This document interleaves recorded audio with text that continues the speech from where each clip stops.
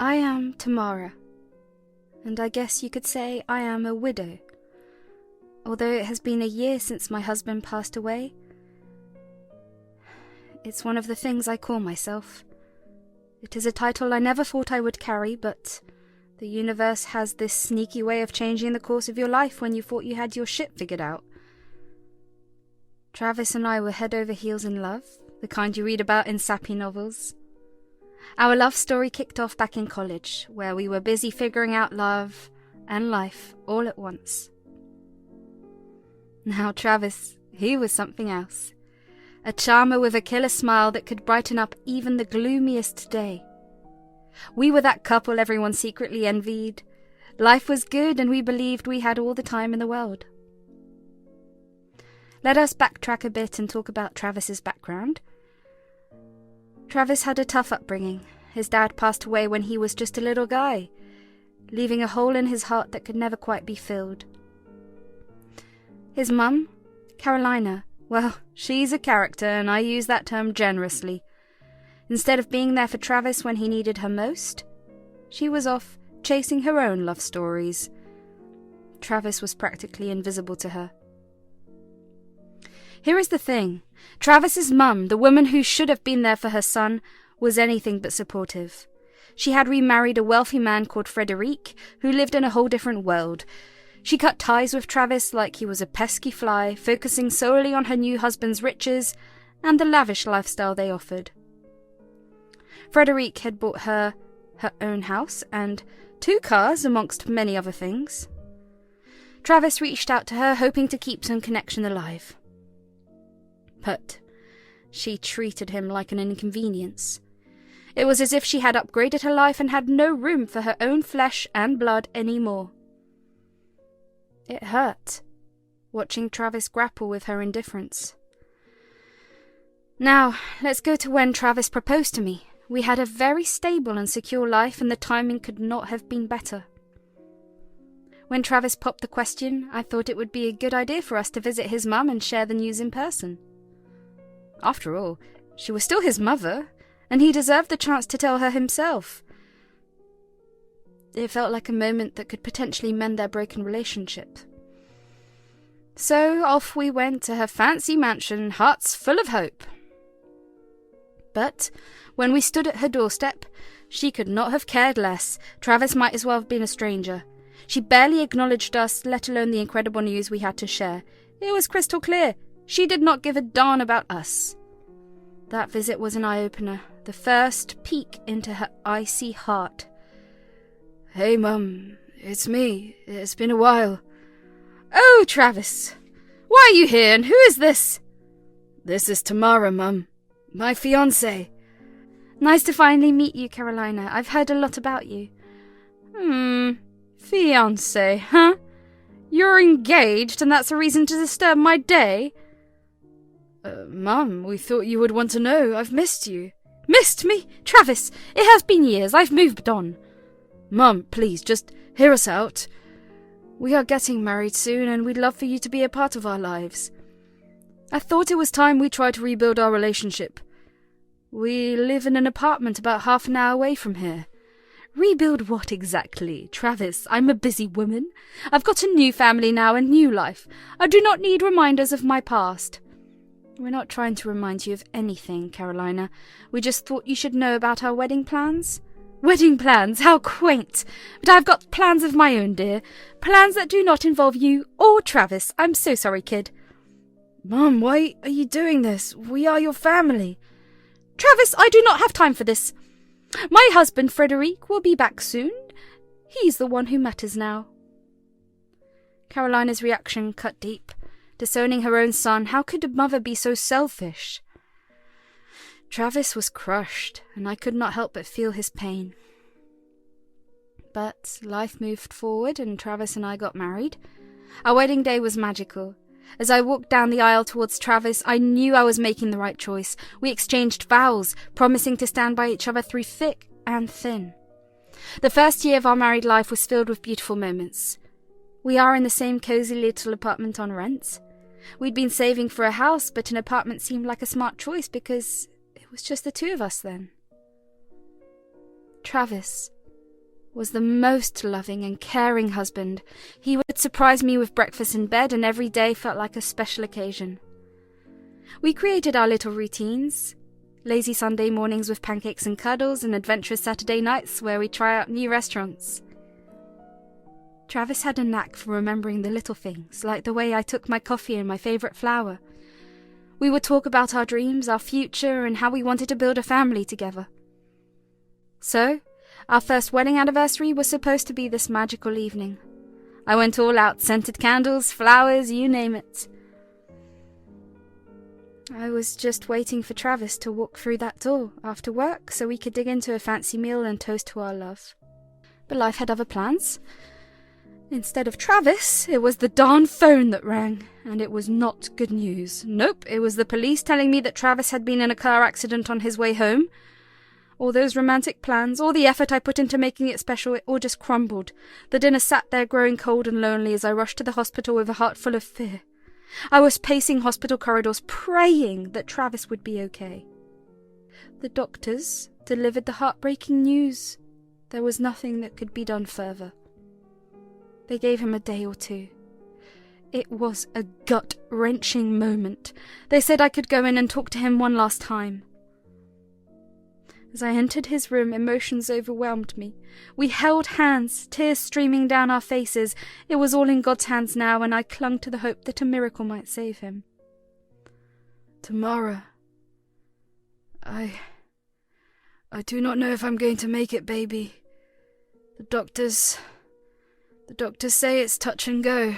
Trav, do not say that. You're going to pull through. You have to. Tamara, I love you so much. Whatever happens, just promise me that you'll be happy and that you'll find love again. I could not have had a better life. Thank you. Trav, please. Well, there is another thing. I bought us a house. What? A house?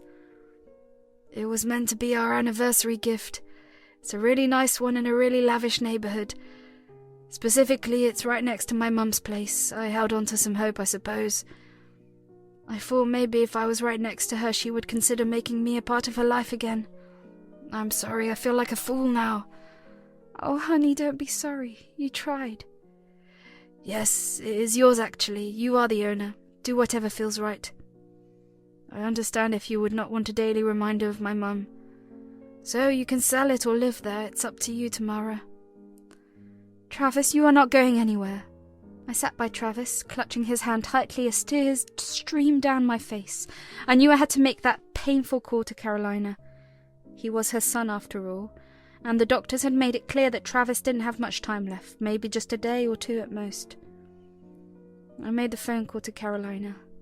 Carolina, it's Travis's wife. I need to talk to you about Travis. He has been in a terrible accident and the doctors don't have good news. They say he may not have much time left. Oh, really? That is so sad. I'm sorry for him. I can send you the hospital address. Well, you don't know what I've been through lately. Frederic and I got a divorce. I'm sorry to hear that, Carolina, but Travis is your son and he's in critical condition. I thought you should come visit him. I have a therapist appointment, you see. I will not be able to make it. Carolina, he is your son. How can you be so cold and indifferent? He needs his mother right now. Look, Travis and I have not had a good relationship for years. He chose his path and I chose mine. I don't see why I should drop everything now just because he's in trouble. It is about his life. Don't you want to see your son one last time? I don't know.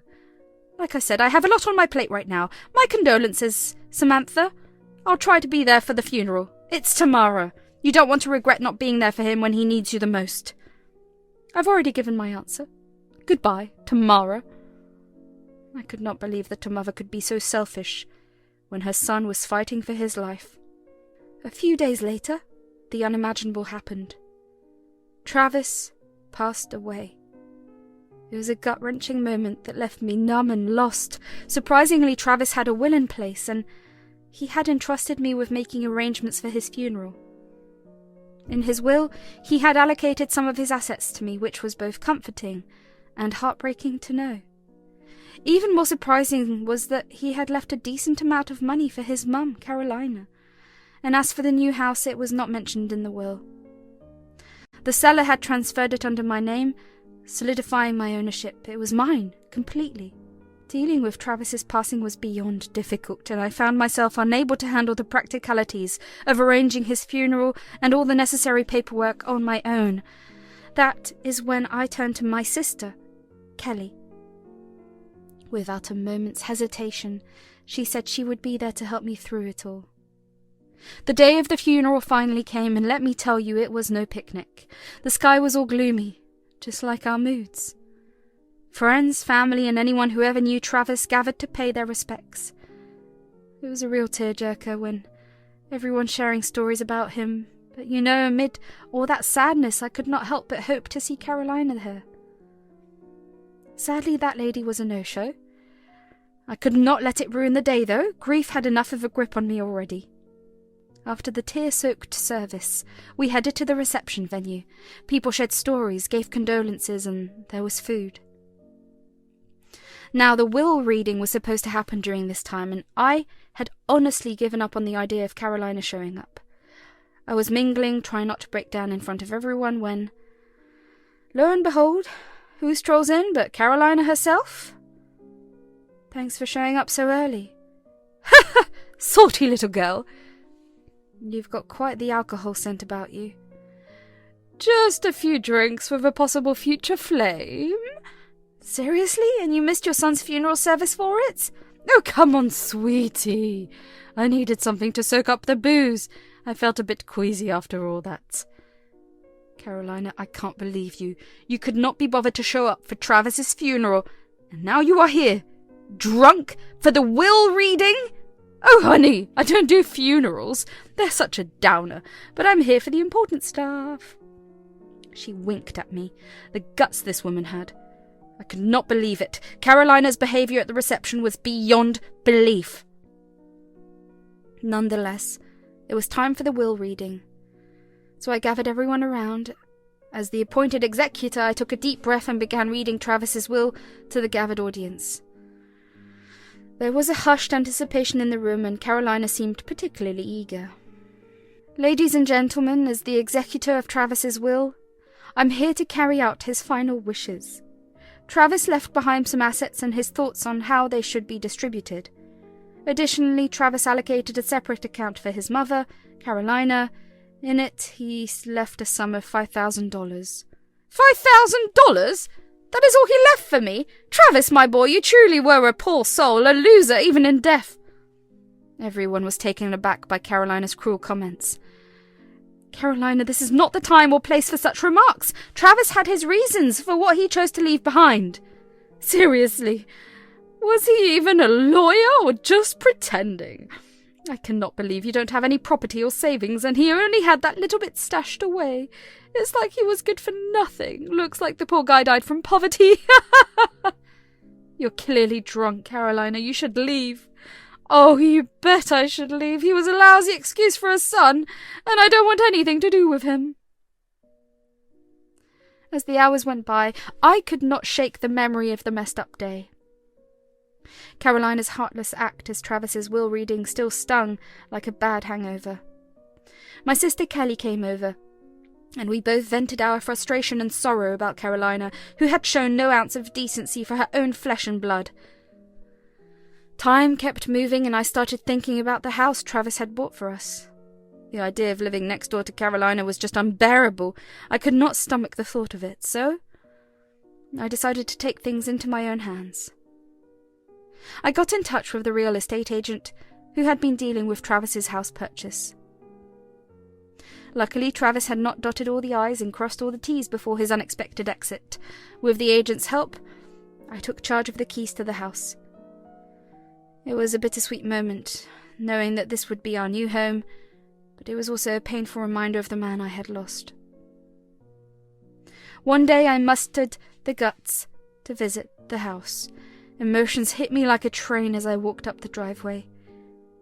It was more than just a house, it was a mansion. Next door, Carolina's house seemed tiny in comparison. I did not expect to see such a grand house. As I walked through the door of my supposed new home, I couldn't help but imagine the life Travis and I could have built together. The pain became unbearable as I explored every corner of the house, haunted by memories of what could have been. I realized that I could not live there without Travis. As I stepped outside, determined to put the mansion on the market, I heard a familiar voice. "What are you doing here?" "None of your business." "Oh my God! There was an open house here some time ago. Don't tell me you're the buyer of this place. It would be the biggest joke on the face of the earth with that crappy money your little financier left you. Can't you feel any sympathy for your own son? Who talks like that? Sympathy for that loser? I should throw a party instead. Carolina, can't you cut the insults? Travis is gone. Show a little bit of respect." "Respect, huh? Travis was a fool, just like his father. You and he made quite a pair. Are you living alone next door?" "Yeah, Frederic finally left. I could not stand him any more, and maybe you should too. This house is beyond your means." What Carolina said hit me really hard. It was not just the harsh words about Travis. It was the fact that she was his mum. Her comments kept replaying in my head like an annoying song stuck on repeat. It felt like she had uncovered a spot and poured salt all over it. So I did what I had to do. The plan to sell the house, that was gone now. I was going to move into the mansion so I could rub it into Carolina's face every day, to remind her how precious her son was, and she was the toxic and problematic one. So, within a week, I moved into that new house next door, not just because I wanted to show off or compete with Carolina's mansion, but also because I needed a fresh start. I started to look at things from a different angle. I was like, maybe this was what Travis wanted, so I thought I would do it for the both of us. Packing up my stuff from our old apartment was tough. Everything had a memory attached to it. A piece of Travis. I wrapped up his photos, his favourite books, and all those little knickknacks we'd collected over the years. When I stepped into the new house, it felt like a dream Travis was supposed to be a part of. The day I settled into the new house, I just knew what I had to do. I baked a batch of Travis's beloved blueberry muffins, slipped into a lovely sundress, and headed next door, ready to face Carolina. I wanted to give my dear mother-in-law the news myself. She opened the door. "Tamara, what on earth are you doing here? What is this?" "Hi, neighbour, I just moved in and I thought I'd bring over some muffins I baked." "How? When? Why?" "Let me break it down for you, Carolina. Travis bought this house for us as an anniversary gift, probably where he had used his savings." "Travis did that? Why didn't I know about it?" "Because, Carolina, you were too busy with your new husband and counting his money." "Tamara, I did not know. Of course you didn't. You have always been absent, from not visiting Travis in the hospital during his last moments, to skipping his funeral service and just showing up for the will reading. I made some mistakes. Some mistakes, Carolina! You have been cruel and disgusting. You ridiculed Travis when you found out he left you very little in his will. You did not even give him the respect he deserved. I never realized how much I hurt him until it was too late. Please, Tamara, I'm genuinely sorry." "Sorry now that you found out your son had some money left for you?" Love should have been unconditional. You know what, Carolina? Enjoy the rest of your life seeing my face every day as a constant reminder of what you did to your son. It has been a whole year since Travis left us. Time can heal wounds, they say, but it does not mean the scars disappear. I'm learning to carry on step by step. Carolina, on the other hand, is spiraling down a different path. It's hard not to notice her from my home, right next to hers. She's been using alcohol as her crutch, drowning her sorrows or maybe her guilt, who knows? I gotta say, every time we run into each other, she has a look of guilt, shame and regret, all at once on her face, and it is satisfying. I cannot help but feel a bit of sympathy for her at times. She missed out on so much when Travis was alive, and her absence during his darkest moments, and even at his funeral, is something I can't forget or forgive. One thing I have learnt through all of this is that being a bad person doesn't get you very far. Sure, you might gain some material things, but you lose something much more valuable. Yourself. People who are dishonest, cruel, or selfish might seem like they are winning in the short term, but in the grand scheme of things, they don't last long. 'Tis the one who show love, compassion, and kindness who leave a lasting legacy. So my advice to anyone reading this is simple. Be a good person. It might not always be easy, but it is worth it in the end.